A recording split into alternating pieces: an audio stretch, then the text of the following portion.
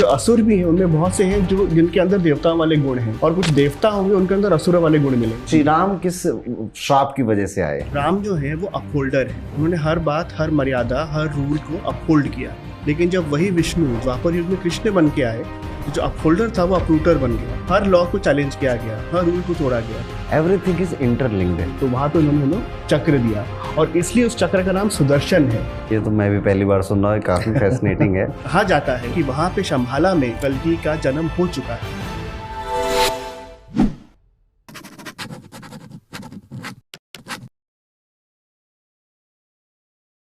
सत्यार जी, आपने पुराणों के बारे में काफी कुछ पढ़ा है और आपने महागाथा जैसी किताब भी लिखी है जिसमें चारों युगों की कहानियां हैं, ब्रह्मा की कहानी, विष्णु की कहानी और शंकर जी की भी कहानियां हैं उसमें। तो मैं आपसे पूछना चाहूंगा कि इसमें आपके आराध्य कौन हैं, या ऐसे कौन सा देव हैं, भगवान हैं जो आपके बहुत फेवरेट हैं? मुझे हमेशा से विष्णु भगवान में बहुत श्रद्धा थी और महागाथा लिखने के बाद श्रद्धा और बढ़ गई है, क्योंकि उनके बारे में पता चला कि उनको हर युग में श्राप मिला है और उन्होंने जन कल्याण किया, लेकिन उन्हें श्राप मिला और उन्हें हर बार श्राप को हाथ जोड़ के एक्सेप्ट किया है। तो आई थिंक विष्णु जी के लिए बहुत ज़्यादा श्रद्धा है मेरे मन में। विष्णु या नारायण का मतलब क्या होता है? विष्णु का मतलब होता है ऑल एनकम्पासिंग, वो जो हर जगह व्यापित है, वो जो हर सब कुछ अपने अंदर समाये हुए है, वो विष्णु का उसका मतलब है। और नारायण का मतलब आता है जब सृष्टि हुई, जब सबसे पहले पराब्रह्म ने सृष्टि आरंभ की, तो सबसे पहले जो पदार्थ बना वो था पानी, वाटर हर जगह फैला हुआ था। और पानी के ऊपर पराब्रह्म ने एक अपना रूप लिया, स्वरूप लिया, जिसको कहते हैं नर के रूप में लिया। तो क्योंकि पानी को कहा जाता है नर, और वो जहाँ पर उन्होंने घर बनाया उसको कहता है आयन बोला जाता है, तो नर और आयन मिलकर नारायण बनी। तो यहाँ से नारायण नाम का उत्पत्ति हुई। नारायण। भगवान विष्णु की हम बात कर रहे हैं, तो अभी हम ऐसी कुछ कथाएं जानना चाहेंगे जो कि हमारी पुराणों में लिखी है, और हम में से बहुत सारे लोग ऐसी कथाओं को नहीं जानते, उनके पीछे की मीनिंग को नहीं जानते। आपने बड़े अच्छे से बताया कि विष्णु का अर्थ क्या है, नारायण का अर्थ क्या है, और विष्णु नारायण की उत्पत्ति तो हम कह सकते हैं सनातन है। बिल्कुल, बिल्कुल। जब हम पुराण पढ़ेंगे तो वैष्णव पुराणों में कहा जाएगा उन्होंने सृष्टि शुरू करी, बिल्कुल। शैव पुराणों में, शिव पुराणों में कहा जाएगा कि शिव जी ने करी। बिल्कुल। वो मुझे लगता है कि मल्टीवर्स में कोई पहले आया होगा, किसी और दुनिया में कोई आया होगा, जैसे स्पाइडरमैन का हम देखते हैं। बिल्कुल। ठीक है, तो इट इज पॉसिबल। देवी आई होंगी किसी मल्टीवर्स में जो पहले आई होंगी, उन्होंने क्रिएशन किया होगा। हम विष्णु जी की क्योंकि बात कर रहे हैं, तो विष्णु जी की उत्पत्ति का कोई कारण या कोई ऐसी कथा हमें मिलती है पुराणों में? उत्पत्ति तो वही हुई कि मतलब पराब्रह्म ने रूप लिया जिससे कि संसार में सृष्टि का आरंभ हो, और विष्णु को कहते हैं प्रिजर्वर, जो रचना, जो क्रिएटर तो ब्रह्मा जी हैं, उन्होंने रचना किया, विष्णु का काम है उसको संभाल के रखना, तो वो प्रिजर्वर बने। तो उनकी उत्पत्ति का कारण वही, और शिव जी आए एज ए डिस्ट्रॉयर, जो एक नया ऑर्डर बनेगा जब पुराना डिस्ट्रॉय होगा, तो वो शिव जी की कहानी है। तो ऐसी तो कहानियां बहुत सारी हैं, लेकिन उत्पत्ति उनकी हुई जब वो अवतार के रूप में उन्होंने सबसे पहले शुरुआत आई, तो वो कहानी बहुत इंटरेस्टिंग है। उससे पहले विष्णु जी दिखते कैसे हैं, इसके बारे में कोई है कि उनके चक्र है उनके पास? विष्णु को तो बोलते हैं गदा, मतलब शंख, चक्र, गदा, पद्म, ये 4 चीजें उनके हाथों में है। चक्र होता है जो उनका सबसे बड़ा हथियार है, गदा होता है, कौमुदी गदा उसको बोला जाता है, फिर पद्म होता है, लोटस बहुत उनका फेवरेट है, और उनको पद्मनाभन भी कहते हैं कि उनकी जो नाभि है वो पद्म जैसी है। तो ये सारी चीजें उनकी हैं, और शंख जो उनका बहुत फेवरेट है। चक्र कैसे मिला, इसकी कहानी बहुत इंटरेस्टिंग है। तो बोला जाता है कि जब विष्णु जी बहुत असुरों के साथ लड़ाई कर रहे थे और बहुत थक गए थे, क्योंकि असुर मर ही नहीं रहे थे, तो समझ गए कि एक ऐसा हथियार चाहिए जिससे कि उनको मारा जा सके। तो उन्होंने आके भगवान शिव की आराधना की, बहुत सालों तक आराधना की, शिव जी प्रकट नहीं हुए। तो क्या करें, तो उन्होंने फिर एक शिवलिंग बनाया और उसके ऊपर हर दिन वो 1000 लोटस फ्लावर्स रखने लगे, हर दिन 1000 कमल के फूल, और ऐसे चलता रहा। बहुत साल हो गए, शिव जी को बहुत अच्छा लगा, तो वो प्रकट होने वाले थे। उन्होंने कहा एक आखिरी टेस्ट करता हूं मैं विष्णु जी का। तो उन्होंने क्या किया, जब विष्णु जी फूल सजा रहे थे, एक फूल उन्होंने छुपा दिया। तो जब विष्णु ने गिना तो वहां पे सिर्फ 999 फूल थे। तो सोचे कि अरे 1000वां फूल कहाँ गया, और अगर नहीं मिलेगा तो पूजा अधूरी रह जाएगी, इतने सालों की तपस्या भंग हो जाएगी, तो क्या करूं, सोचने लगे। फिर उन्हें याद आया कि उनके जो भक्त हैं उन्हें कमल नयन बुलाते हैं। इसका मतलब है कि उनकी जो आंखें हैं वो भी कमल जैसी हैं। तो उन्होंने अपनी एक आंख निकाल कर लिंग के ऊपर रख दिया, तो वो था 1000वां कमल का फूल। तो शिव जी इतने प्रसन्न हुए कि वो वही प्रकट हुए, उन्होंने वापस से उनको हील किया और कहा कि तुम्हें जो चाहिए मैं दूंगा। तो वहां पे उन्होंने चक्र दिया, और इसलिए उस चक्र का नाम सुदर्शन है, क्योंकि वो दर्शन आंखों से उसका रिलेशन है, तो उसका नाम भी सुदर्शन पड़ा। ये तो मैं भी पहली बार सुन रहा हूँ, काफी फैसिनेटिंग है विष्णु जी का वर्णन, क्योंकि हम अलग अलग तस्वीरों में अलग अलग देखते हैं, इसलिए मैंने प्रश्न आपसे पूछा। Very nice, very interesting. आज सुदर्शन चक्र का कॉन्सेप्ट क्लियर हो गया। इसके बाद जैसे हमें हमारी कथाओं में बहुत सुनने को मिलता है दशा अवतार, पर ये अवतार क्यों लेने जरूरी पड़ गए? ठीक है कि वो तो भगवान है, ठीक है, वो तो ऊपर से बैठ के भी कुछ कर सकते थे, बट वाई इतना दुख लेके, इतना दर्द लेके आना पड़े? दर्द कभी मछली बनके, कभी कछुआ बनकर, कभी एक जंगली सुअर बनकर, तो ऐसा सब क्यों करना पड़ा? नहीं, आपने जो कहा दुख और दर्द, ये रिलेशन, ये कहानी वहीं से जन्म लेती है कि दुख और दर्द के कारण ही उनको अवतार लेना पड़ा। तो जैसे असुर और देव है, उनमें लड़ाई होती रहती थी हमेशा। असुरों के जो देवता थे वो थे शुक्राचार्य, जो उनके गुरु थे। शुक्राचार्य के पिता थे ऋषि भृगु, और उनकी माता थी काव्य माता। तो एक बार क्या हुआ कि शुक्राचार्य ने असुरों से बोला कि मैं जा रहा हूँ शिव की आराधना करने, जिससे कि हमें एक ऐसी संजीवनी मिलेगी जिससे आप लोग कभी मरेंगे नहीं। तो इस तरह हम देवताओं को हरा पाएंगे, और जब तक मैं उसमें लीन रहूंगा आप लोग मेरे घर चले जाइए और मेरे माता पिता आपका ख्याल रखेंगे। तो शुक्राचार्य जी करने लगे यहाँ पे समाधि, और सारे असुर पहुंच गए काव्य माता और भृगु के पास। तो इंद्र को पता चला कि ये एक अच्छा मौका है कि हम जाके असुरों का सफाया कर सकते हैं। तो इंद्र और विष्णु वहां पहुंच गए, और काव्य माता अकेली थी, और वो खड़ी हो गई विष्णु के सामने कि मैं तुम्हें इन्हें मानने नहीं दूंगी, चाहे ये असुर हैं लेकिन अभी ये मेरी शरण में आए हुए हैं, तो मैं उनको प्रोटेक्ट करूंगी। तो विष्णु ने बहुत समझाया, ये नहीं समझी, तो अल्टीमेटली विष्णु ने उनको मार दिया, चक्र से उनका गला काट दिया। तो जब भृगु आए और उन्होंने तब विष्णु को श्राप दिया कि जिस तरह आपने मुझे दुख दिया है, जिस तरह आप भगवान बनते हैं और हम जो आम इंसान है हमें दुख भोगना पड़ता है, इसी तरह अब आपको भी दुख भोगना पड़ेगा। तो आप अब हर युग में संसार में जन्म लेंगे इन अ मोर्टल फॉर्म, इंसानी या चाहे जो भी फॉर्म है जो जिंदा नहीं रहेगा ज्यादा, मोर्टल फॉर्म में जिंदा रहेगा, और आप वो सारा इमोशन, हर दुख आप सहेंगे जो हम सहते हैं। तो वहां से अवतारों की बात शुरू हुई, और क्योंकि एक श्राप से अवतार की बात शुरू हुई, श्राप के वजह से भी कल्याण हुआ संसार का। तो वो बहुत इंटरेस्टिंग रिलेशन है। भगवान विष्णु बेसिकली एक श्राप की वजह से दशावतार लेना पड़ा, और मृत्यु लोक पे आना पड़ा, कभी किसी क्रिएचर के रूप में, पर कभी किसी क्रिएचर के रूप में। बट इसमें भी बड़ी खूबसूरती है। अगर आपने मुझसे अभी ऑफलाइन बताया था कि ये दशावतार ह्यूमन एवोल्यूशन के बारे में बताता है, और वैसे हम लोग इसके बारे में अब बहुत सुन भी चुके हैं, लेकिन अब मैं यहाँ पर कुछ उन बातों को जानना चाहूंगा जो पुराणों में है, जो आपने पढ़ी हैं। कि सबसे पहला अवतार तो मत्स्य अवतार हुआ, बिल्कुल, जिन्होंने मनु को बचाया। ठीक है, इसके बारे में मैं ही थोड़ा कुछ बता देता हूँ, मैंने पढ़ा। तो बेसिकली जब सृष्टि को शुरुआत करनी हुई थी, एक नया जन्म देना था, तो जैसे हम कहते हैं ना प्रलय आएगी, इस्लाम में कहा जाता है कयामत आएगी, तो कयामत आने वाली थी या प्रलय आने वाली थी।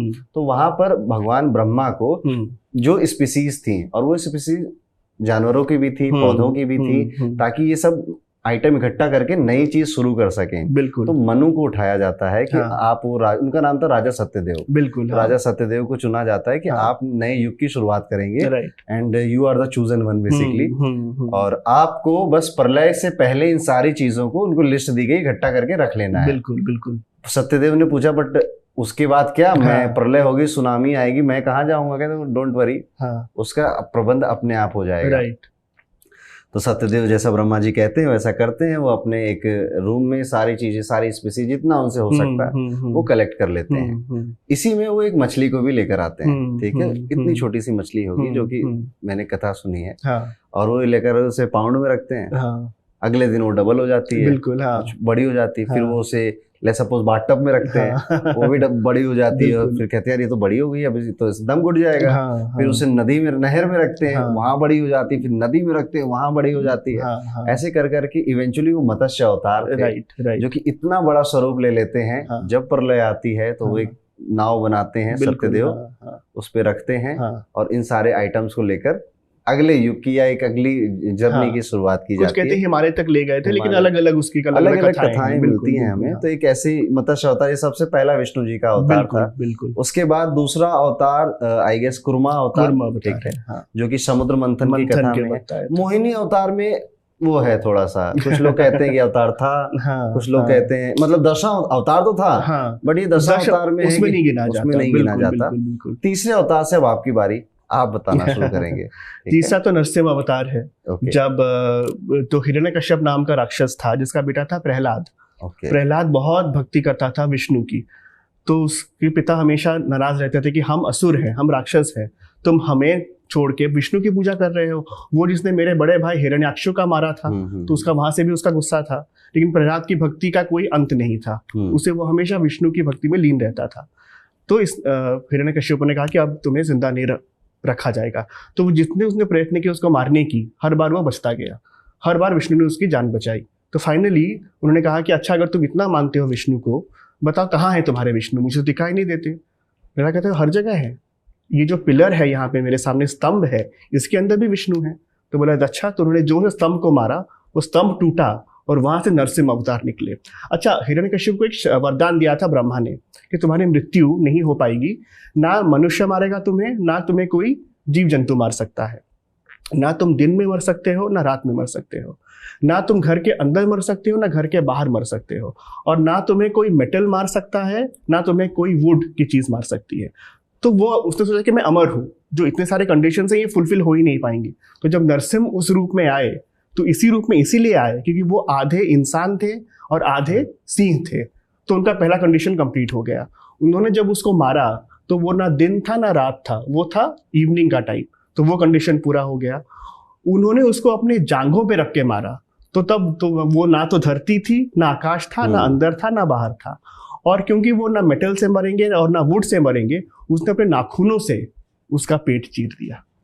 तो इस वजह से नरसिंह अवतार बने और उन्होंने उसको मार के प्रहलाद को मुक्ति दिलवाई। एक बड़ी फेमस मूवी आई थी प्रहलाद में, पुराने टाइम की है, भक्त प्रहलाद। हाँ, उसके बाद नरसिंह अवतार जब हिरण्यकश्यप का वध करते हैं तो इस तरह से गुस्सा करते हैं, उनके मुंह से आग निकल रही है एंड कोई उनको शांत नहीं कर पा रहा है। हाँ। और इसके बाद की भी एक कथा है जिसमें भगवान शिव आते हैं उनको शांत करने के लिए। ये बहुत लेसर नोन स्टोरी है कि नरसिंह क्योंकि मार के उनके अंदर इतना क्रोध आ गया था कि वो पूरे ब्रह्मांड में घूमने लगे और हर सृष्टि को वो मतलब थ्रेट बन गए कि अभी कुछ भी कर सकते हैं। उनका गुस्सा शांत नहीं हो रहा था, कैसे शांत किया जाए, और कोई जा नहीं रहा था उनके पास, सबको भय लग रहा था उनके इस स्वरूप से।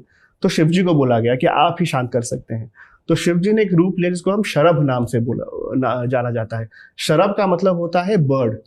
तो वो जो बर्ड भी था वो भी एक मैग्निफिसेंट फॉर्म था शिव जी का। उसके हजारों पंख थे, हजारों उसके आंखें थी और हजारों उसके टैलेंट्स थे जो क्लॉज थे। तो उस रूप में शरभ ने और नरसिम्हा के बीच वॉर छिड़ा जो बहुत देर चलता रहा। अल्टीमेटली शरभ ने नरसिम्हा को ऊपर तक उठाया और फिर नीचे गिराया। जब वो नीचे गिरा तब उसकी वो जो गुस्सा था वो सारा टूट गया, वो खत्म हुआ और वहां से फिर विष्णु जी को लिबरेशन मिला।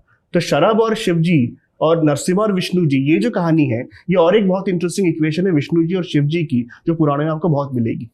मतलब ये शिव जी और विष्णु जी फाइट्स करते रहते हैं आपस में। बहुत इंटरेस्टिंग है मेरे ख्याल से। इन जैसे आपने कहा ना कि शिव जी विष्णु जी फाइट करते हैं, आगे भी कहानियां आप या कथाएं आप हमें सुनाएंगे। जी। इसके पीछे भी बहुत बड़ा मैसेज है, ठीक है, कि जब भगवान ले रहे हैं कोई अवतार, तो वो भगवान नहीं भी हैं और हैं भी। बिल्कुल। अदरवाइज क्रोध इतना कि भगवान कंट्रोल नहीं कर पा रहे हैं, ठीक है। इसीलिए यही श्राप का कारण है, कि मृत्यु लोक का असर है। यही दुख है, यही पीड़ा है, ठीक है, सही बात, जो कि भगवान होते हुए भी उनको शायद यहाँ पर झेलनी पड़ रही है। बिल्कुल इंटरेस्टिंग स्टोरी। और एक कहानी है जय विजय की, और मैंने जहां तक मुझे याद आ रहा है कि जो रावण है या हिरण्यकश्यप है या जितने भी हम असुरों को सुनते हैं, ये बेसिकली यही दो हैं जो चेंज होते होते आते हैं। बिल्कुल। तो ये जय विजय कौन है? ये तो जय विजय वैकुंठ के द्वारपाल थे। वैकुंठ जिसे आप जानते हैं जो सबसे हाईएस्ट जगह है यूनिवर्स में जहाँ पे विष्णु रहते हैं, वहां पे सिर्फ आप तभी पहुंचेंगे जब आप पूरी तरह से लिबरेटेड हो, वही वैकुंठ पहुंच सकते हैं। तो वैकुंठ के जो दो द्वारपाल थे वो थे जय और विजय। अब हुआ ये कि ब्रह्मा के 4 मानस पुत्र थे। जब ब्रह्मा ने पहली बार सृष्टि की रचना की तो उनके मानस से 4 बेटे निकले जिनको आप मानस पुत्र के नाम से बोला जाता है। और वो देखने में 4 बच्चे ही थे क्योंकि उनका स्वरूप वही था, बहुत ही भोला सा नन्हा सा बच्चों वाला स्वरूप था। उन्होंने जब वैकुंठ गए विष्णु को देखने के लिए तो इन द्वारपालों ने उनको रोक लिया कि तुम लोग कौन हो, अंदर कैसे आ रहे हो? तो कहा कि हम विष्णु की दर्शन करना है हमें। तो बोलते हैं बच्चे नहीं आ सकते वैकुंठ के अंदर। उन्हें नहीं पता था कि मानस पुत्र है, उनका वही स्वरूप था तो वो समझ नहीं पाए, तो उन्होंने वो अंदर जाने से मना कर दिया। तो मानस पुत्रों ने इन दोनों को श्राप दिया कि आप वैकुंठ में हो, आप डिविनिटी के इतने करीब हो, लेकिन आपको पता ही नहीं डिविनिटी का मतलब क्या होता है, और आप जो भक्त है उसे भगवान से आप रोक रहे हो, आपने हमें भगवान से दूर रखा है, तो अब आप भी भगवान से दूर हो जाओगे और हम आपको श्राप देते हैं कि अब आप भी नीचे पृथ्वी में जन्म लोगे और आप वैकुंठ से और विष्णु से दूर हो जाओगे। ये श्राप देके वो चले गए। तो जय विजय ने आके विष्णु के पैर पकड़ लिए कि हम आपसे दूर नहीं रह सकते, आप इस श्राप का निवारण कीजिए। तो विष्णु ने कहा कि मैं पूरी तरह निवारण नहीं कर सकता, लेकिन मैं आपको 2 चॉइस दे सकता हूँ। या तो आप 7 जन्म लें धरती पे और 7 जन्म आप मेरे भक्त रहेंगे, या तो आप सिर्फ 3 जन्म लें धरती पे, लेकिन तीनों जन्म आप मेरे शत्रु रहेंगे। तो आप क्या चुनेंगे, भक्ति चुनेंगे या शत्रुता चुनेंगे? विल यू चूज लव और will you choose hatred towards me? तो इनका लव इतना था कि इन्होंने हेट्रेड को चुना कि चाहे हम 3 जन्म ही लें, चाहे आपके शत्रु ही बने, लेकिन हम सिर्फ 3 जन्म आपसे दूर रह सकते हैं, 7 जन्म बहुत ज्यादा है। मतलब उस हेट्रेड में भी एक लव की क्वालिटी है। तो विष्णु ने कहा ठीक है, फिर आपको मैं 3 जन्म देता हूँ। पहले जन्म में आप हिरण्याक्षु और हिरण्यकशिपु बनेंगे, दूसरे में आप रावण और कुंभकर्ण बनेंगे, और तीसरे में आप शिशुपाल और धनवंतरी उसका जो कजिन है वो बनेंगे। और उन्होंने कहा कि ठीक है, और हर बार आप बस ये कृपा कीजिएगा कि इन तीनों बार आप ही हमारा वध कीजिएगा, तभी हम वापस वैकुंठ में मुक्ति मिलेगी हमें। तो हर बार वही हुआ, इन्होंने जन्म लिया असुरों के रूप में, शत्रुता थी विष्णु के साथ, हर बार विष्णु ने मारा, लेकिन अंडरलाइन जो इमोशन था वो लव था, वो भक्ति थी, कि भक्ति की वजह से वापस वो वैकुंठ आए। कई बार सनातन धर्म की कथाएं सुन के मैं इतना फैसिनेट हो जाता हूँ कि एवरीथिंग इज इंटरलिंक्ड। एक कदम आगे आने वाले 1000 दरवाजे खोल रहा है और उन दरवाजों में रखने वाले कदम और दरवाजे खोलते हैं। Everything has a meaning. जैसे कि सतयुग की हम बात करें तो सतयुग में देखा गया कि असुर दूसरे लोक में रहते थे और जो देवता है वो दूसरे लोक में रहते थे। उसके बाद त्रेता युग आता है, त्रेता युग में दूसरे देश में रहते थे, राम अयोध्या में और लंका में रावण रहता था। उसके बाद द्वापर युग में एक घर में ही शत्रुता ही है। बिल्कुल और फिर आता है कलयुग। कलयुग में इंसान के अंदर ही असुर है। सही बात है, बिल्कुल। तो ये भी कितना ब्यूटीफुल मीनिंग है। बिल्कुल, जय विजय ही कारण बने, उसकी वजह से लेना पड़ा। तो एक ये भी श्राप फुलफिल किया, आपने बताया भृगु जी और कार्तिक जी वाला, उसकी वजह से 10 अवतार लेना पड़ा। हमने नरसिम्हा के लिया। उसके बाद वामन अवतार आते हैं। वामन अवतार में हमें एक इंटरेस्टिंग चीज देखने को मिलती है कि असुर होकर देवताओं वाले गुण हैं। इसके बारे में आप बताइए कुछ। ये बहुत ही इंटरेस्टिंग पुराणों में आपको मिलेगा कि बहुत ग्रे जोन है। तो जो असुर भी हैं उनमें बहुत से हैं जो जिनके अंदर देवताओं वाले गुण हैं, और कुछ देवता होंगे उनके अंदर असुर वाले गुण मिलेंगे। जैसे इंद्र कहने को तो देवराजा है, लेकिन उसमें उनकी इतनी जेलसी थी हमेशा और इतनी इनसिक्योरिटी थी कि कहीं मेरा सिंहासन मुझसे कोई छीन ना ले। तो उन्होंने बहुत ऐसे काम किए जो असुरों वाले काम में गिने जाएंगे। जैसे एक दिति करके महिला थी, दिति को ये वरदान था कि आपका जो बेटा पैदा होगा वो इंद्र को मारेगा। तो इंद्र ने उनके गर्भ के अंदर घुसकर उस फीटस को मार डाला। तो ये देवताओं ने ऐसा भी काम किया है। लेकिन जो राजा जो बहुत फेमस हुए जिनका नाम था बाली वैसे तो असुर थे, लेकिन बाली बहुत बिनेवलेंट थे, उनके अंदर विष्णु के लिए बहुत भक्ति थी। तो जब वो राजा बने स्वर्ग के और उनके वजह से सारे देवताओं को बाहर जाना पड़ा, तो विष्णु ने वहां पे वामन अवतार लिया बाली के लिए। तो बाली के वो कोर्ट में आए और उन्होंने वहां पे बोला कि मैं 3 चीजें मांगूंगा, और बाली बहुत जेनरस था, उसके कुछ भी मांगो वो दे देते थे। तो कहा कि आप जो मांगे मैं आपको दूंगा। वहां पे शुक्राचार्य भी थे जो बाली को रोक रहे थे कि नहीं, मुझे कुछ तो गलत लग रहा है, कुछ तो छल कपट है इसमें, तुम सब कुछ मत मान लो। उसने कहा नहीं, जो मांगा जाएगा वो मुझे देना है, मेरा नेचर यही है। तो क्या चाहिए आपको? तो वामन ने बोला कि मुझे मेरे पग के अनुसार 3 पग भूमि की स्वर्ग का या भूमि का अंश चाहिए। तो सबने मान लिया कि इतना सा तो वामन है, इतने तो छोटे छोटे पैर हैं, ये 3 पग में कितना ले लेगा? हाँ भाई ले ले। तो जब वो मान गए तब वामन बड़ा होने लगा, उसका स्वरूप विस्तार होने लगा और वो बन गए त्रिविक्रमा, जो स्वरूप है विष्णु का जो कॉस्मिक है। और उसमें जब आया तो जब पहला उन्होंने पाँव रखा उसमें पूरा स्वर्ग नाप लिया उन्होंने, जब दूसरा पाँव रखा तो पूरी धरती नाप ली उन्होंने। बोला तीसरा पैर कहाँ रखूं मैं, सब तो मैंने नाप लिया, तो अभी कहाँ रखूं मैं।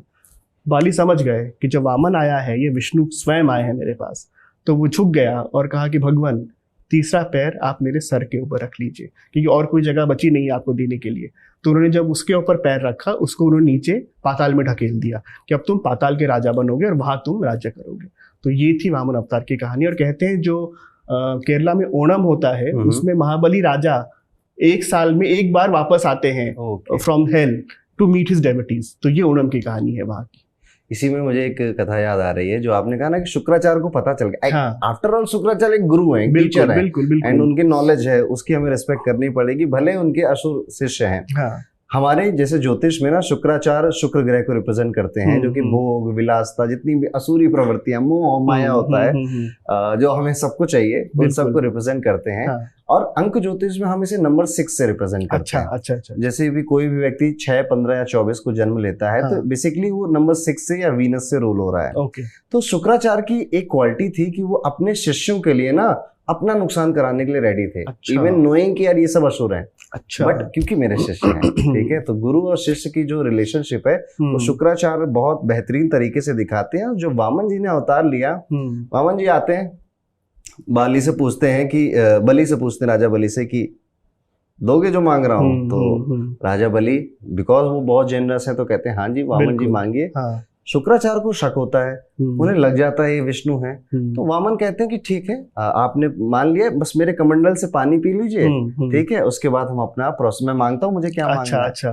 तो शुक्राचार्य बहुत छोटा सा रूप लेके उस कमंडल के नली में जाके बैठ जाते हैं ताकि ये बलि पानी ना पी पाए और ताकि ये चीज स्टार्ट ही ना हो। अच्छा।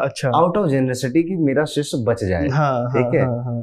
बट अब भगवान विष्णु तो विष्णु है, ठीक है, उनकी लीला से आगे कौन है। बिल्कुल। तो एक ऐसे लकड़ी का टुकड़ा उठाते, कहते लगता कुछ कचड़ा फंस गया, ठीक है, और ऐसे शुक्राचार्य की आंख फोड़ देते हैं। ठीक है। अच्छा। तो फिर शुक्राचार्य निकलते हैं गरियाते हुए कि विष्णु तुम ये हो, बट तब तक सारा चीज हो चुका होता है। तो यहाँ सब ज्योतिष का कनेक्शन ऐसे बैठता है क्योंकि शुक्राचार्य का नेचर ऐसा है कि वो अपना नुकसान करा के दूसरों की मदद करते हैं, अपने शिष्यों की मदद करते हैं।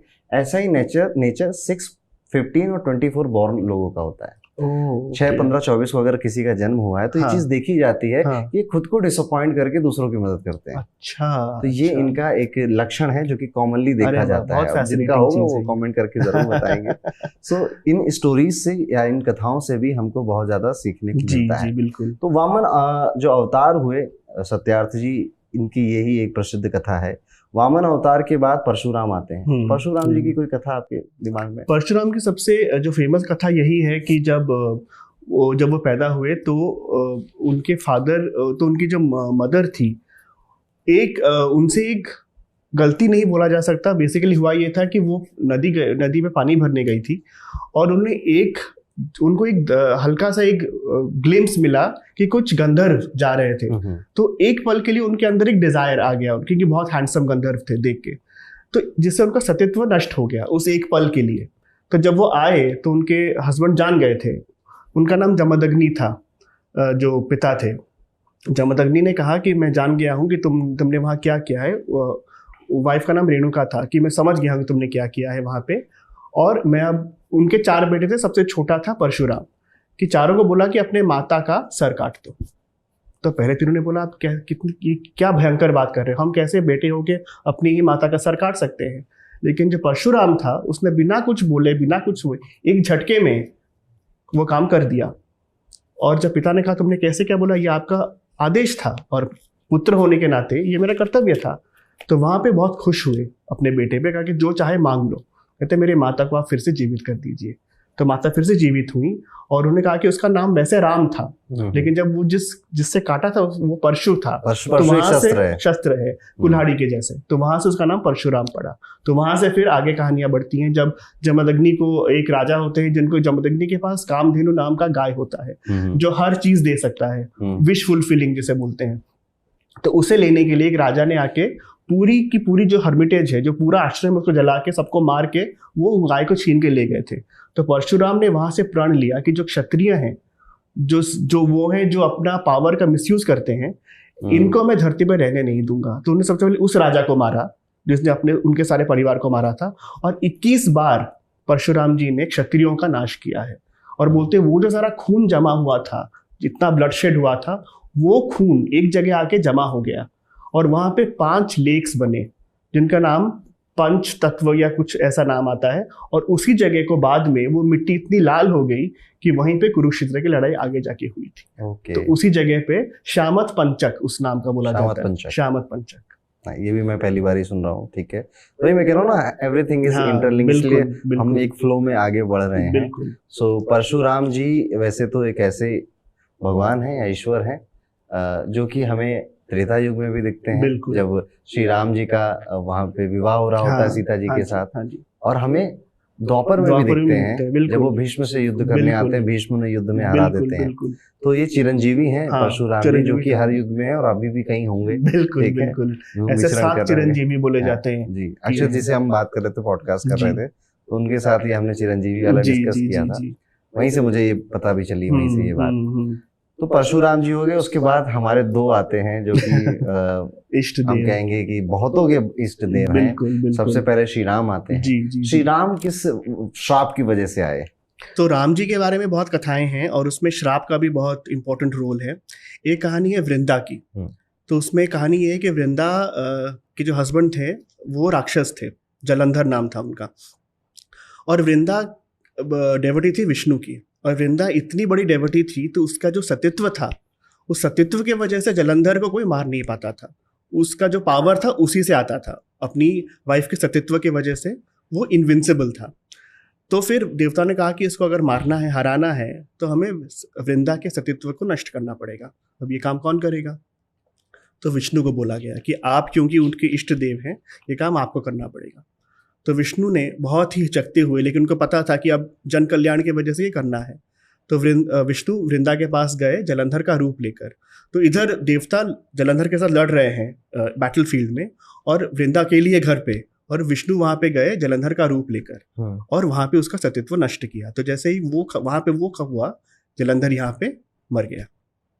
तो वृंदा समझ गई कि कुछ तो गलत हुआ है। तो जब विष्णु अपने रूप में आए तो वृंदा ने श्राप दिया कि आप मेरे इष्ट देव थे, अगर आप मांग लेते तो मैं वैसे ही दे देती आपको, लेकिन आपने जो मुझे छला है, दूसरे का रूप लेकर छला है, मैं आपको 2 श्राप देती हूँ। एक तो ये कि जिस तरह आपने रूप बदलकर मुझे छला, आगे जाके आपकी स्त्री को भी कोई रूप बदलकर आके छल के ले जाएगा, जो रावण आता है। और जिस तरह आपने मुझे अपने प्यार से अलग कर लिया, आपका प्यार भी आपसे अलग हो जाएगा। तो सीता तो आगे रामायण में जो रावण आके छलता है और सीता को राम से दूर कर देता है, वो श्राप यहाँ से कनेक्शन यहाँ पे है उस कहानी की। एक और इसकी कथा है कि नारद ऋषि की कथा है। हाँ, हाँ, वो भी कनेक्टेड है इसके साथ। तो एक बार नारद जी एक स्वयंवर में गए, जहाँ पे एक बहुत ही खूबसूरत प्रिंसेस का स्वयंवर हो रहा था। उसको पता नहीं था कि वो एक्चुअली लक्ष्मी जी हैं, वो किसी दूसरे रूप में थी। तो नारद जी को उनसे प्रेम हो गया, तो दौड़ते हुए आए विष्णु जी के पास कि मुझे इनसे विवाह करना है, लेकिन मैं इतना सुंदर नहीं जितनी की सुंदर वो है, तो आप मुझे सुंदर अपनी तरह सुंदर कर दीजिए, मुझे आप हरि जैसा मुख दे दीजिए। अब हरि का मतलब तो है विष्णु जी, लेकिन हरि का और एक मतलब है बंदर। तो विष्णु जी ने उनका मुंह बंदर जैसा बना दिया। वापस चले गए। उस वक्त वहां पे कोई शीशे तो थे नहीं, तो उन्हें पता नहीं चला कि लोग मुझे देखे क्यों हंस रहे हैं। जब हंसने लगे, जब वो राजकुमारी भी हंसने लगी उसके ऊपर, तब उन्होंने पानी में देखा कि उनका मुंह बंदर जैसा हो गया था। तो वहां पे नारद जी ने विष्णु को श्राप दिया कि आपको ऑलरेडी वृंदा ने श्राप दिया हुआ है कि आपका जो प्यार है आपसे अलग हो जाएगा, और अगर आपको उसको प्यार को वापस लाना पड़ेगा, आप वो तभी पा पाएंगे जब एक बंदर आपकी सहायता करेगा। तो ये जो आगे चल के हनुमान का जो रोल है, उसका बीज यहाँ डाला गया था इस कहानी के माध्यम से। Everything is well planned, everything is connected. उसके बाद श्री राम का जन्म होता है। श्री राम को यहाँ पर भी कैकेयी का श्राप मिलता है, तो श्राप के अंदर भी एक श्राप मिलता है, जिस वजह से वनवास जाते हैं। और कहा जाता है कि राम वन गए इसलिए बन गए, ठीक है। और हमको सिखाया जाता है कि आपको भी अगर जीवन में सफल होना है तो अपनी अयोध्या यानी अपने कंफर्ट को छोड़ना पड़ेगा। अच्छा। और लंका जीतने के लिए संघर्ष करना पड़ेगा। बीच में कई वानर आएंगे, आपका साथ देंगे और फिर आप अपनी लंका को विजय करेंगे, तब आपकी सफलता आएगी। तो आप एक राजा से मर्यादा पुरुषोत्तम राम बनेंगे। ओके, तो इस पूरी रामायण की कथा का जो एसेंस है वो ऐसे समझा जा सकता है। बिल्कुल बिल्कुल। वानर उनका साथ देते हैं, इवन वानर नहीं कहूंगा मैं, जटायु एक गिद्ध है वो भी उनका साथ देते हैं। उसके बाद जामवंत है, लीच है, काफी सारे पशु उनका साथ देते हैं। बिल्कुल। ये तो है रामायण की कथा जो कि त्रेता युग में है, और यहाँ पर द्वापर का बीज बोया गया। बिल्कुल। इसके बारे में आप बताइए। तो बहुत फेमस एपिसोड है रामायण में, बाली और सुग्रीव, जहाँ पे राम पेड़ के पीछे छुप के, जब दोनों भाइयों में युद्ध चल रहा है, राम पेड़ के पीछे छुपते हैं और छुपते हुए वो तीर मारते हैं, जिससे बाली की मृत्यु हो जाती है। तो वहां पे बाली राम को श्राप देते हैं कि जिस तरह आपने पेड़ के आड़ के पीछे छुप के मुझ पे वार किया जबकि मैं युद्ध कर रहा था किसी और के साथ, उसी तरह आपकी मृत्यु होगी द्वापर युग में। तो आगे जब कृष्ण का मृत्यु का समय आता है तो वो भी उसी तरह पेड़ के नीचे बैठ जाते हैं और वेट करते हैं कि जो जरा नाम का जो शिकारी है वो भी उनके पैर को एक समझता है कि शायद किसी हिरन का कान है, तो उसको वो सोचते हुए पेड़ के पीछे छुप के वो तीर चलाता है और वो आके इनके पैर में लगता है, वहां कृष्ण की मृत्यु होती है। तो इनकी मृत्यु का जो कारण है उसका बीज आपको त्रेता युग में मिलेगा, रामायण की कथा में मिलेगा। अच्छा, यहाँ पे त्रेता युग में जैसे रामायण और महाभारत में अब नागों का भी रोल हम बहुत देखने को मिलता है कि शेष नाग लक्ष्मण बनकर आते हैं। और अगर हम द्वापर युग में जाएं तो श्री कृष्ण कालिया नाग है उसके साथ, और विष्णु अपने आप में शेष नाग की शैया में सोते हैं। ठीक है। तो ये नागों की कोई स्टोरी आपको पुराणों में मिलती है? नागों की बहुत कहानियां हैं। एक जो बहुत इंटरेस्टिंग कहानी है कि नागों की जो माता थी उनका नाम था कड्रू, और उनकी एक बहन थी विनाता। विनाता के कोई बच्चे नहीं होते थे, तो विनाता को बहुत दुख होता था। तो विनाता को ब्रह्मा ने 2 अंडे दिए कि तुम्हारे बेटे यहाँ से निकलेंगे, तो जब तक ये अंडा फूटेगा तुम वेट करो, पेशेंस रखो। अब विनाता रोज अंडों को देखती थी, कुछ निकल ही नहीं रहा था। ऊपर से कड्रू के 1000 नाग वाले पुत्र थे, तो उसको बहुत जेलसी होती थी अपने बच्चों से। तो उसने एक अंडा क्या किया, उसने इम्पेशंस में खुद ही फोड़ दिया। तो वहां से एक हाफ फॉर्म्ड लड़का निकला। उसने कहा कि तुमने वेट नहीं किया मेरे लिए, और तुम्हारी वजह से मेरा शरीर हमेशा आधा ही रहेगा। तो मैं तुम्हें श्राप देता हूँ कि जब तक अगर तुम इस अंडे तक वो वेट नहीं करोगी तो तुम्हें कभी कोई बेटा नहीं मिलेगा। ये कह के वो चला गया, वो नदी बन गया। इस अंडे के लिए वो वेट करती रही। फाइनली एक दिन वहां से गरुड़ निकले। ओके। तो गरुड़ और नाग जो एक्चुअली एनिमीज हैं, ये दो बहनों के बच्चे हैं। वहां से निकले गरुड़। तो ये एक बहुत इंटरेस्टिंग कहानी है। फिर आगे चलकर और एक कहानी है कि विनाता और कड्रू के बीच एक बेट हुआ कि जब सागर का मंथन हुआ तो उसमें से एक घोड़ा निकला उच्चैश्रवा, जो देखने बहुत सफेद, बिल्कुल सफेद होता था। तो दोनों बहनें उसको देख रही थी बहुत दूर से। तो कड्रू ने कहा कि बहुत अच्छा है, लेकिन उसका जो पूंछ है वो काली है। विनाता कहा बिल्कुल नहीं, पूंछ भी बिल्कुल सफेद है। तो दोनों में ठन गई कि सही कौन है। तो दोनों ने बेट किया कि अच्छा चलो हम पास से देखते हैं, और जो सही निकलेगा कल हम जाके देखेंगे, और जो सही निकलेगा उसे दूसरे का दास बनकर रहना पड़ेगा। तो जब ये लोग वापस घर गए तो कड्रू के बच्चों ने बोला कि आपने गलत बोला है, उसका जो पूंछ है वो एक्चुअली सफेद है, काला नहीं है, तो कल आप हार जाएंगी बेट। तो कड्रू ने अपने बच्चों से कहा कि एक काम करो, तुम सब नाग हो ना, कल सुबह जब मैं जाऊंगी विनाता के साथ, उससे पहले तुम पूंछ के चारों तरफ लिपट जाना ताकि वो काला ही लगे और मैं जीत जाऊंगी। तो मान गए। तो जब दोनों बहनें गईं तो पूंछ काला दिखा, तो फिर विनाता मान गई कि भाई मैं गलत थी। तो वो फिर कड्रू की दास बन गई। और जब गरुड़ पैदा हुए उस अंडे से, पैदा होने के बाद उन्होंने अपने माता को छुड़वाया वहां से लेके। तो ये बहुत इंटरेस्टिंग कहानी है नागों की और गरुड़ की वजह से, जो शुरू से ही उनकी एनिमिटी है वो इसी वजह से। तो जैसे गरुड़ पुराण भी है, आपने पढ़ा है गरुड़ पुराण? नहीं, गरुड़ पुराण नहीं पढ़ा मैंने। गरुड़ पुराण में कहा जाता है कि काफी रहस्यमयी है, और उसमें काफी सजाओं के बारे में है। बिल्कुल। जो एक अपरिचित मूवी आई थी, उसमें जो सजाएं दिखाई एक्चुअल में वो कुंभीपाकम है। ये सारी चीजें गरुड़ पुराण में लिखी गई, कृमि भोजनम। तो ये सारी चीजें गरुड़ पुराण से ही उठाई गई थी वहां पर। और गरुड़ की एक बड़ी इंटरेस्टिंग कथा है जो कि ये समझाती है कि जो होना है वो होके रहेगा। जैसे हमारे ज्योतिष में भी ये बोला जाता है कि जो इवेंट कुंडली प्रेडिक्ट कर रही है कि आपका एक्सीडेंट अगर लेट्स सपोज होना है तो ये होकर रहेगा, ठीक है। आप उसके लिए उल्टे खड़े हो जाओ या कितने भी उपाय कर लो, आप उस इवेंट को संवार सकते हो। यानी कि लेट्स सपोज आपका बहुत भयंकर एक्सीडेंट होना था, तो अब वो छोटे में कन्वर्ट हो जाएगा, बट वो इवेंट उस समय पे होगा जरूर। अच्छा। इवेंट बदल नहीं सकते, उसे रोक नहीं सकते। अच्छा। एक बार की बात ऐसी है कि विष्णु भगवान गरुड़ जी के साथ शिव जी से मिलने जाते हैं और वहां पर एक महफिल सी सजी होती है, बाकी सभी देवी देवता भी आए होते हैं, यमराज भी आए होते हैं। यमराज बड़ी देर से टुकटुकी लगाकर एक पक्षी को देख रहे होते हैं। तो गरुड़ को लगता है यमराज इसको देख रहे हैं, इसका मतलब आज इस पक्षी की मौत है। अब Garuda being a bird, king of bird, उन्हें लगता है कि मेरे रहते हुए मेरी बर्ड को कोई कैसे नुकसान पहुंचा सकता है। तो गरुड़ इधर उधर देखते हैं, उसको पक्षी को पकड़ते हैं, उसको बहुत तेज गति से उड़ते हुए दूर एक जंगल में पेड़ पे छोड़ आते हैं। अच्छा। और फिर वापस चले आते हैं रिलैक्स होके कि आज मैंने एक पक्षी को यमराज से बचा लिया। यमराज देखते हैं, कहते हैं थैंक यू गरुड़। कहते हैं अरे थैंक यू, किस बात का थैंक यू? कहते हैं मैं उस पक्षी को उतनी देर से देख रहा था और ये सोच रहा था कि इसकी मौत तो करोड़ों किलोमीटर एक पेड़ पे बैठ के एक नाग अजगर इसको चबाएगा वैसे होनी है, पर मैं सोच रहा था वहां तक पहुंचेगा कैसे, तो इतनी तेज उड़ नहीं पाता है, तो तुमने वो पहुंचा दिया, इसलिए थैंक यू सो मच।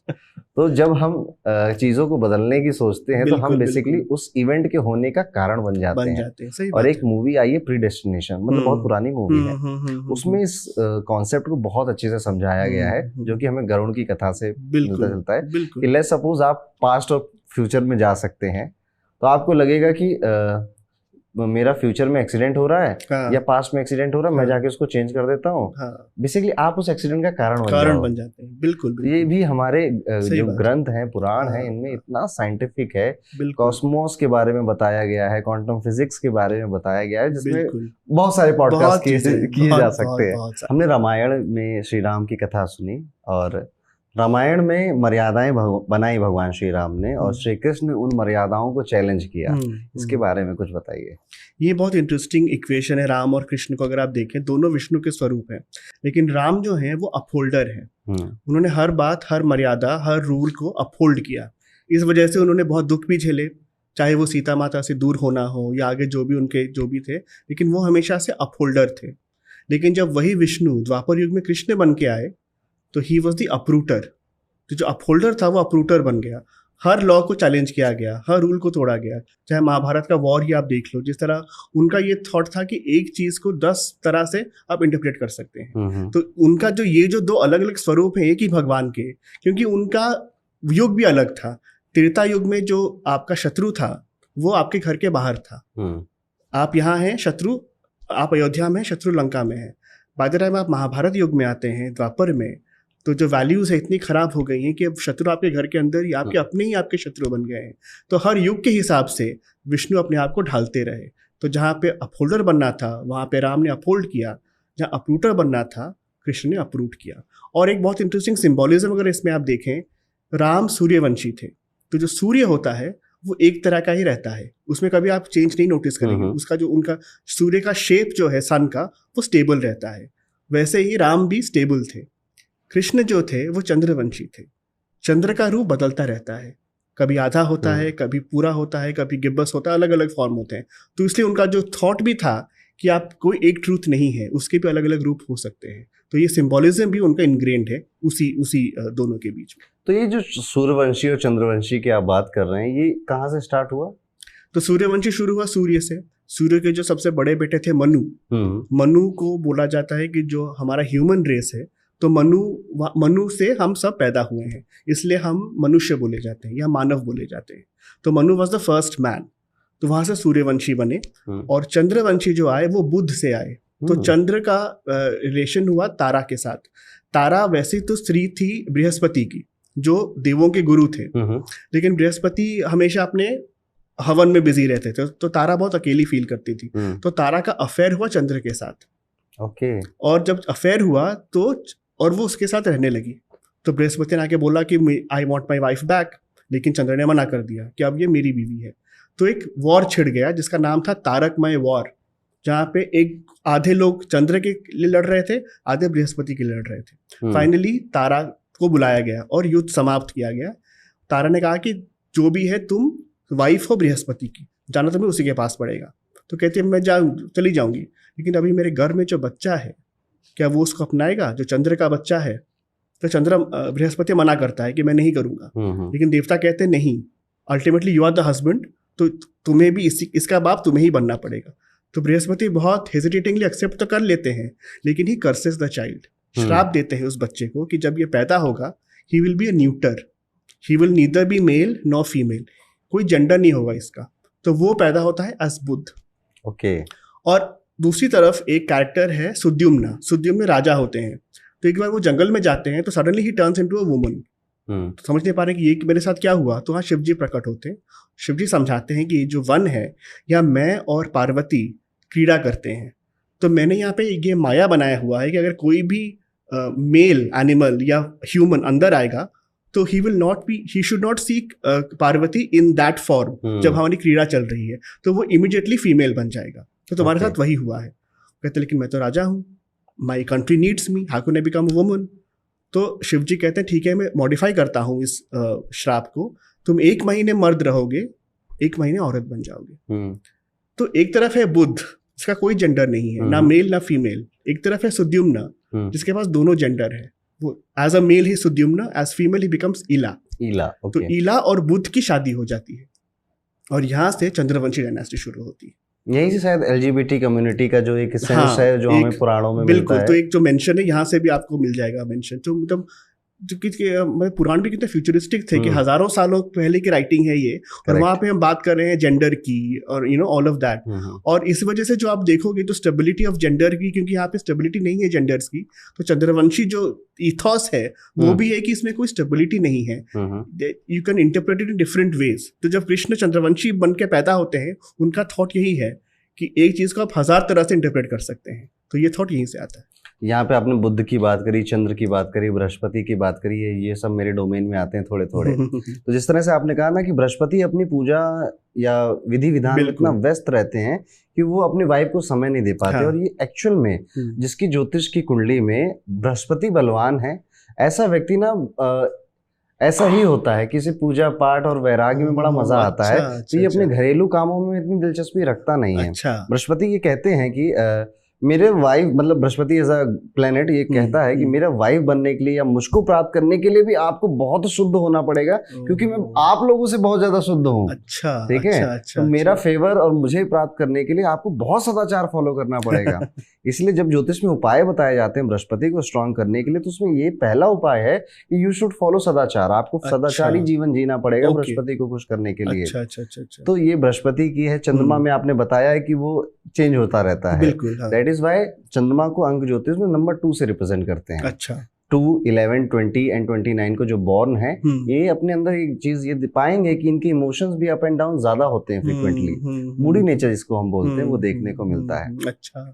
और बुध को ज्योतिष में भी न्यूट्रल माना जाता है। ये असुरों का भी दोस्त है, ये देवताओं का भी दोस्त है। तो प्लैनेट्स के बेसिकली 2 भाग होते हैं। ग्रुप ए जिसमें हम बेनिफिक प्लैनेट्स बोले जाते हैं, जिसमें शुक्र आता है, और ग्रुप बी जिसमें हम थोड़े से शनि मंगल ऐसे। पर मरकुरी इसको बीच में रखा जाता है। ये इधर भी आ सकता है, ये इधर भी आ सकता है, ये बीच में भी रह सकता है। तो बुध ऐसा भी माना जाता है। ज्योतिष के यही कॉन्सेप्ट हैं जो कि पुराणों से ही आई गेस लिए गए हैं। और आपने 29 की बात की, तो मेरा बर्थडे 29 अक्टूबर है, तो शायद इसी वजह से चंद्र मुझ पे भी हावी है। तो आप भी चंद्रवंशी तो हम चंद्रवंशी हुए, हमारे भी अप डाउन होते रहते हैं मूड्स बहुत। सही बात है। जी हाँ। सो हम श्री कृष्ण पे वापस आएंगे। ठीक है। तो आपने कहा श्री कृष्ण चंद्रवंशी है, और यहाँ पर एक सूर्यपुत्र कर्ण भी है। बिल्कुल। तो क्या वो सूर्यवंशी में आएंगे? हाँ, क्योंकि उनके पिता तो सूर्य ही थे। ओके। तो और शायद इसीलिए आपने मुझे शायद ऑफलाइन बताया भी था कि कर्ण क्यों अलग हुए पांडवों से। क्यों उनका, ये बहुत इंटरेस्टिंग फैक्ट है। क्योंकि अगर आप देखें महाभारत में, तो वेद व्यास ने जब ये लिखा कि कुंती के पास ये पावर आया कि वो किसी भी देवता का वरण कर सकती थी, तो उन्होंने सूर्य को ही क्यों चुना? किसी और देवता को भी बुलाया जा सकता था, लेकिन सूर्य आया क्योंकि कर्ण जब सूर्यवंशी बना, क्योंकि जो पांडव कौरव थे, जो कुरुवंश था, वो चंद्रवंशी था। तो अपने बर्थ से ही Karna was ineligible to rule. तो वहां से that is the reason why he was made Suryavanshi, कि चाहे वो आगे कुछ भी हो, चाहे वो सबसे बड़ा बेटा ही क्यों ना हो, क्योंकि वो वंश अलग है उसका, तो वो राजा कभी बन ही नहीं पाएगा। तो उसका वहीं से वेद व्यास ने उसका बर्थ से ही उसको इनएलिजिबल बना दिया टू रूल। तो ये वहां से उसका थॉट है। महाभारत में तक हम आ चुके हैं। महाभारत कहीं ना कहीं भाइयों की कहानी है। बिल्कुल। ठीक है। एक तरफ कौरव हैं जो भाइयों के 100 भाई हैं, एक तरफ पांडव हैं, 5 भाई हैं। पांडवों में भी कर्ण भी उनका भाई है, और भाई भाई से नहीं मिल पाते। तो कहीं ना कहीं ये वॉर ऑफ ब्रदर्स भी है महाभारत। और त्रेता युग में श्री राम में भाई साथ हैं, ठीक है। और एक तरफ लक्ष्मण और राम साथ हैं, एक तरफ रावण और कुंभकर्ण साथ में है, ठीक है। तो दोनों का ये है। लेकिन विभीषण को अगर आप देखते हैं तो विभीषण रावण से अलग हो जाते हैं और ये कारण बनता है रावण के हारने का, ठीक है। और इसको भगवान श्री राम ने रामचरितमानस में कहा भी है, सुत बित नारी भवन परिवारा, मिलहि जाई जग बारही बारा, अस विचार जगो जागही ताता, मिलहि न जगत सहोदर भ्राता। कि सुत वित नारी, ये धन, ये सुख, ये परिवार, ये बंगला, गाड़ी, ऐशो आराम बहुत मिल जाएगा, ठीक है। लेकिन मैं इतना अभागा हूँ कि मैंने अपने वाइफ को भी खो दिया और मैंने अपने भाई को भी खो दिया। ये तब का वृतांत है जब लक्ष्मण मूर्छित हो जाते हैं। तो ये रोते रोते भाई कितना जरूरी है इसको भगवान श्री राम समझा रहे हैं हमको यहाँ पर। और उसके बाद हमें यही सेम चीज महाभारत में भी देखने को मिलती है। अब हम आखिरी अवतार पे आ चुके हैं अपनी पूरी गाथा के, और वो है कि 10वां अवतार यानी कि कल्कि अवतार। इसके बारे में अभी तो कल्कि पुराण है, ठीक है। बट ये जैसा आपने कहा ना कि ये होगा, ऐसा होगा, वैसा होगा, तो कुछ इसके बारे में रिसर्च में आपको पता चला हो? तो कल्कि तो जैसे आपने कहा प्रिडिक्शन है कि बोलते हैं आखिरी अवतार है, जब ये अवतरित होंगे तो कलयुग का अंत होगा, सतयुग दोबारा से शुरू होगा। जो हमारा पूरा युग है, हमारा साइक्लिक टाइम कॉन्सेप्ट है पुराणों में। तो जब 4 युग एक के बाद एक आते रहते हैं, तो कल्कि के आने से ही नया सतयुग दोबारा से आएगा। तो ये तो प्रिडिक्शन हो गया। लेकिन मुझे बहुत इंटरेस्टिंग चीज़ मिली जब मैं रिसर्च कर रहा था। एक पर्टिकुलर वेब सीरीज जो हम कर रहे हैं उसमें कल्कि का मेंशन होता है। तो एक रिसर्च में पता चला कि जो तिब्बतन माइथोलॉजी है वहाँ की, तिब्बतन में एक जगह का नाम है शंभाला। जैसे हमारे यहाँ वैकुंठ है, जहाँ पे सिर्फ सबसे जो लिबरेटेड हैं, जो सबसे ज़्यादा ब्लेस्ड लोग हैं वो जा सकते हैं, उनका शंभाला वैसा ही है जहाँ पे सबसे ज़्यादा the blessed of the blessed सिर्फ वही आपको वहाँ मिलेंगे। तो कहा जाता है, उनकी मान्यता ये है कि वहाँ पे शंभाला में कल्कि का जन्म हो चुका है और अब वो वहाँ बड़े हो रहे हैं और वहाँ अब वो तैयार हो रहे हैं। क्योंकि जो मान्यता ये भी है कि जब कल्कि पैदा होंगे तो जितने बाकी जो सारे चिरंजीवी हैं वो उनका साथ देंगे। तो ये उनके अकॉर्डिंग ये शुरू हो गया है प्रोसेस ऑलरेडी। उनका जन्म शंभाला में हो चुका है, तो अब उनकी मान्यता ये है। Very interesting. 4 युगों की गाथा, श्राप की गाथा, ये है महागाथा। इंटरेस्टिंग है ये। सो हमने विष्णु जी के सभी फॉर्म्स को डिस्कस किया and thank you so much Satyarth ji. आपने ब्यूटीफुली कई सारी ऐसी कथाएं हमें सुनाई जो कि मुझे भी नहीं पता था और आई एम श्योर हमारे ऑडियंस में भी बहुत सारे लोगों को नहीं पता होगा। जी। इस एपिसोड को हम यहाँ पे एंड करते हैं, ठीक है। और हम आपको दोबारा जरूर बुलाएंगे जिसमें हम शिव जी के बारे में और उनकी श्रापों और उनकी गाथाओं के बारे में बात करेंगे। Thank you so much. Thank you. Radhe Radhe.